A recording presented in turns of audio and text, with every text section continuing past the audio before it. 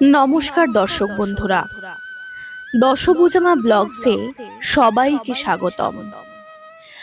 আজকে আপনাদের শোনাবো শ্রী শ্রী সত্যনারায়ণের ব্রত কথা। ব্রতের নিয়ম।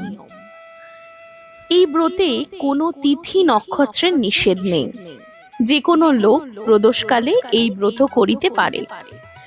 নারী পুরুষ কুমার কুমারী সকলেই এই ব্রত করিতে পারে। পূর্ণিমা বা সংক্রান্তি এই ব্রতের প্রসিদ্ধ দিন। উপবাসী থাকিয়া এই ব্রত করিতে হয়। ব্রতের উপকরণ: ঘট, আম্রপল্লব, ডাব বা কলা, গামছা, সিঁদুর, গঙ্গামাটি, ধান, পিঁড়ে বা চৌকি, পাতন বস্ত্র, তীরকাঠি, পান, কলা, সন্দেশ বা বাতাসা, পয়সা, ফুলের মালা, পতাকা, ফুলের তোড়া, ছুরি, তিল, হরিতকি, ফুল, তুলসী, দূর্বা, বেলপাতা, ধূপ, দীপ, পূজার বস্ত্র, গামছা, আসনাঙ্গুরীয়, মধুপর্কের বাটি, দধি, মধু, গব্যঘৃত, সিন্নির সামগ্রী, নানা প্রকার ফলকুচা, নৈবেদ্য, মিষ্টান্ন, দধি, গোময়, গোরচনা, দক্ষিণা। ব্রতের ফল: যে কোনো বয়সের নরনারী এই ব্রত করিতে পারে। এই ব্রত করিলে সংসারে কোনো প্রকার দুঃখ কষ্ট থাকে না। মনের সমস্ত কামনা বাসনা নারায়ণ পূর্ণ করেন। ব্রত কথা: প্রথমে বন্দিনু আমি দেব গজানন, সর্বসিদ্ধিদাতা আর বিঘ্ন বিনাশন, হরগৌরী বন্দিনু বিরিঞ্চি নারায়ণ, বশিষ্ঠ বাল্মীকি আদি বন্দি মুনিগণ, প্রণমিনু সত্যপীর নিয়ত হাসিন, যাহার কৃপায় হয় ভুবন অখিল, লক্ষ্মী সরস্বতী বন্দি কালী করলিনী, সত্যপীর উপাখ্যান অপূর্ব কাহিনী, শুনো শুনো সর্বজন হয়ে একচিত, যার যে পাইবে বর মনোবাঞ্ছিত। গরিব ব্রাহ্মণ এক ছিল মথুরায়, ভিক্ষা করি কাটে কাল সুখ নাহি পায়। একদিন সেই দ্বিজ ভ্রমিয়া নগর, কিছু না পাইয়া ভিক্ষা হইল কাতর। বৃক্ষতলে এসে বিপ্র বিষাদিত মনে, কান্দিত লাগিল দ্বিজ ভিক্ষার কারণে। কান্দিতে কান্দিতে দ্বিজ হইল অস্থির, দেখিয়া দয়ার্দ্র বর হইল সত্যপীর। দয়াময় প্রভুদেব সত্যনারায়ণ, ফকিরের বেশে তারে দিল দর্শন।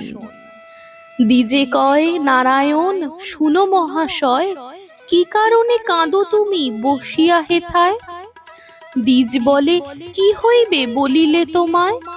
ফকির বলেন, দ্বিজ ক্ষতি কি বা তাই?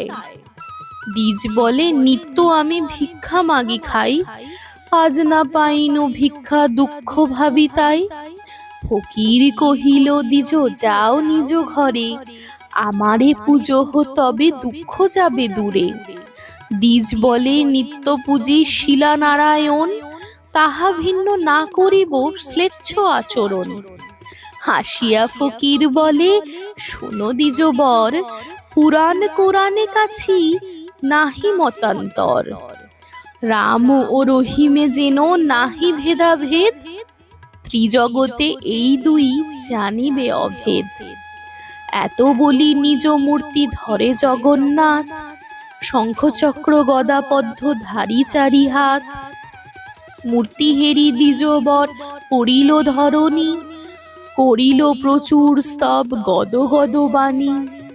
দেখিতে দেখিতে পুনঃ ফকির হইল, দেখি তাহা দ্বিজ বর বিস্মিত হইল। ব্রাহ্মণ বলেন, প্রভু পূজিব তোমায়, পূজার পদ্ধতি কিবা বলো হে আমায়। ফকির বলিল, তবে শুনো দ্বিজ বর, পূজার পদ্ধতি যথা বলি অতঃপর। বলিতে লাগিল প্রভু ব্রাহ্মণের তরে, গম কিংবা তণ্ডুল চূর্ণ সওয়া সেরে। সওয়া ছড়া কলা কবির করিল আয়োজন, সওয়া গন্ডা গুবাক আর পন সওয়া পান, সওয়া সের চিনি কিংবা গুড় আর ক্ষীর, তাহাতে সন্তুষ্ট হই আমি সত্যপীর। চিনি আর ক্ষীর যদি নাহায় শক্তি, দুগ্ধ আর গুড় দিয়ে করিবে ভক্তি। বসিবে সকল ভক্ত হয়ে এক মন, এক মনে ভক্তি ভরে করিবে পূজন। পূজা অন্তে ব্রত কথা শুনিবে শ্রবণে, ভক্তিতে পূজা করো শাস্ত্রের বিধানে। সত্যপীর বলি সবে মাথা দিবে হাত, নারায়ণ বলিয়া করিবে প্রণিপাত। প্রসাদ লইয়ে সবে শাস্ত্রের বিধান, এত বলি নারায়ণ হন অন্তর্ধান। ভক্তিভাবে দ্বিজবর হয়ে হরষিত, কিছু ভিক্ষা করি গৃহে হন উপনীত। ব্রাহ্মণী শুনিয়া সব হয়ে আনন্দিত, পূজা হেতু আয়োজন করে বিধিমত। ভক্তিভাবে পূজে দ্বিজ নারায়ণ পদ, প্রভুর কৃপায় দ্বিজ লোভিল সম্পদ। কাঠুরিয়া গণ সবে বিস্ময় মানিল, ভক্তিভরে ব্রাহ্মণের জিজ্ঞাসা করিল। ব্রাহ্মণ তাদের বলে বিধান সমস্ত, কাঠুরিয়া পুজিবারে হইল বড় ব্যস্ত। সিন্নি যে করিল তারা বিধি সহকারে, দুঃখ দূর হইল যে আনন্দে ঘরে ঘরে। অতঃপর সদানন্দ সাধু একজন, কাঠুরের সম্পদ দেখিয়া হৃষ্ট মন। জিজ্ঞাসিয়া সব কথা জানিতে পারিল, শুনিয়া সাধুর মনে ভক্তি উপজিল। সাধু বলে অপ্রতুল নাহি অন্য ধনে, কন্যা নাই দুঃখ তাই সদা উঠে মনে। যদ্যপি আমার এক জনমে তনয়া, সত্যদেব পূজা করি আনন্দিত হইয়া। এত বলি গেল সাধু অঙ্গীকার করি, যথাকালে জন্মে কন্যা পরমা সুন্দরী। সত্যনারায়ণ পূজা সে সাধু ভুলিল, যথাকালে কন্যাটির বিবাহ যে দিল। অতঃপর সাজাইল সপ্তমধুকর, জামাতা সহিত সাধু চলিল সত্তর। দক্ষিণ পাটনে রাজা নাম কলানিধি, সেই রাজ্যে সদাগর মিলাইল বিধি। রাজা সম্ভাসিয়া তাকে তরণী চাপিয়া, প্রমাদ ঘটিল তার সিন্নি নাহি দিয়া। রাজার ভাণ্ডার মাঝে দহনাদি যাচ্ছিল, রাত্রিতে আসিয়া সাধুর তরি পূর্ণ হল। ছল পেয়ে রাজা তার তরি লুট করে, শ্বশুর জামাতা লয়ে রাখে কারাগারে। রাজা দেশে কোটাল মশানে লয়ে যায়, পাত্র অনুরোধে তারা উভে প্রাণ পায়। কারাগারে বন্দি থাকে শ্বশুর জামাই, কি কহিব উভয়ের দুঃখের সীমা নাই। এখানে সাধুর পত্নী আর তার সুতা, পতির বিলম্ব দেখি মহাশোক যুক্তা। সঙ্গতি বিনষ্ট হইল পড়িল দুঃখেতে, তা সিদ্ধ করিয়া খায় পরের গৃহেতে। একদিন সাধু কন্যা বেড়াইতে গিয়া, আনন্দিত দ্বিজ গৃহে সিন্নি দেখিয়া। সব শুনি কন্যা সেথা মানত করিল, পিতা আর পতি আসে কামনা করিল। শ্বশুর জামাতা যেথা বন্দি কারাগারে, নারায়ণ স্বপ্নে কন সেই নৃপ বরে।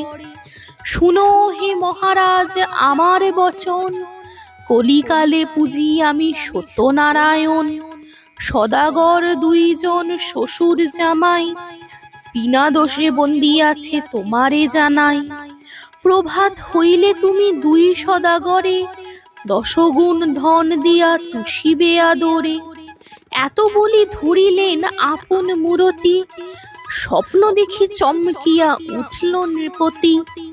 মুক্ত করি সদাগরে বহুদিন দিল, তরি পূর্ণ করি রাজা বিদায় করিল। বুঝিতে সাধুর মন সত্যনারায়ণ, ফকিরের বেশে পথে দিল দর্শন। ফকির বলেন শুনে, ওহে সদাগর, ফকিরের কিছু ভিক্ষা দিয়ে যাও ঘর। শুনি সদাগর তারে অবজ্ঞা করিল, তরীর সামগ্রী যত তুষাঙ্গর হইল। দেখি তাহা সদাগর করে হায় হায়, ধরণী লোটায়ে ধরে ফকিরের পায়ে। অবশেষে ফকির তাহারে কৃপা করিল, ধনৈশ্বর্যে তরি পুণ্য পরিপূর্ণ হইল। উতরিল ঘাটে সাধু, হইল কোলাহল, সাধুর রমণী কন্যা শুনি কুতূহল। তরির সামগ্রী যত ভাণ্ডারেতে লইয়া, সিন্নি করিল সাধু আনন্দিত হইয়া। সকলে প্রসাদ নিল জোড় করি পানি, প্রসাদ ভূমিতে ফেলে সাধুর নন্দিনী। তাহা দেখে সত্যদেব কুপিত হইল, জামাতা সহিত তরি জলেতে ডুবালো। হাহাকার করে সবই পড়িয়া ভূমেতে, শুনি সাধু কন্যা যায় ডুবিয়া মরিতে। হেনকালে দৈববাণী হইল আচম্বিত, শিরোনি ফেলিয়া কন্যা কইল বিপরীত। শুনি কন্যা সেই সিন্নি চাটিয়া খাইল, জামাতা সহিত তরি ভাসিয়া উঠিল। তরির সকল দ্রব্য ভাণ্ডারেতে আনি, করিলে সওয়াসের সোনার শিরিনি। স্বপ্নে কহিলেন দেব, শুনো সাধু তুমি, সোনা হতে আটায় সন্তুষ্ট হই আমি। স্বপ্ন দেখি সদাগর পরম হরিষে, আটার সিন্নি করি পূজে সবিশেষে। ক্রমেতে প্রচার হলো সবার আলয়, ভক্তি ভরে পুজিলেই আশা পূর্ণ হয়। এক মনে শুনে কিংবা পূজে নারায়ণ, সর্বদুঃখ দূরে যায় শাস্ত্রের বচন। সিন্নি মেনে যেই জন হয় দুই মনা, কদ্যপি না হয় সিদ্ধ তাহার কামনা। অথ সত্যনারায়ণের ব্রতকথা সমাপ্তম।